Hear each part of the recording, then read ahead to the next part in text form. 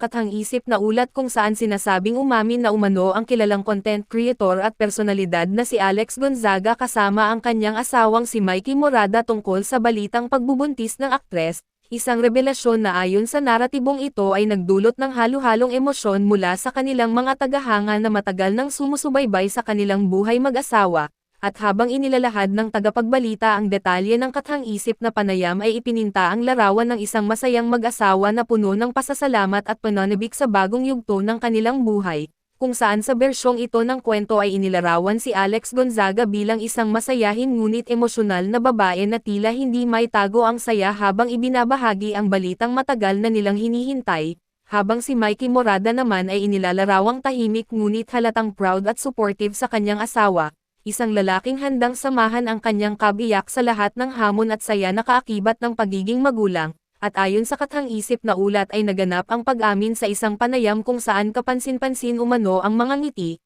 tawanan, at bahagyang emosyon habang ibinabahagi nila ang kanilang pinagdaanan bago marating ang puntong ito, kabilang na ang mga pagsubok, paghihintay, at pananampalataya na naging bahagi ng kanilang journey bilang mag-asawa. At sa bawat salitang kanilang binitiwan ay ramdam umano ang kanilang taos-pusong pasasalamat at pananabik sa pagdating ng bagong miyembro ng kanilang pamilya. At habang nagpapatuloy ang ulat ay inilalarawan ang mga reaksyon ng kanilang mga tagahanga na agad nagpahayag ng pagbati, suporta, at panalangin para sa kaligtasan at kalusugan ni Alex Gonzaga at ng kanyang dinadala, habang ang ilan naman ay nagsabing matagal na nilang hinihintay ang ganitong balita mula sa mag-asawa at labis silang natutuwa na sa wakas ay natutupad na ang isa sa kanilang mga pangarap, at ayon sa mga komentariste sa kathang-isip na balita ay ang pag-amin na ito ay hindi lamang simpleng pagbabahagi ng isang personal na balita kundi isang patunay ng kanilang katatagan bilang mag-asawa at ng kanilang kakayahang harapin ang mga hamon ng buhay ng magkasama.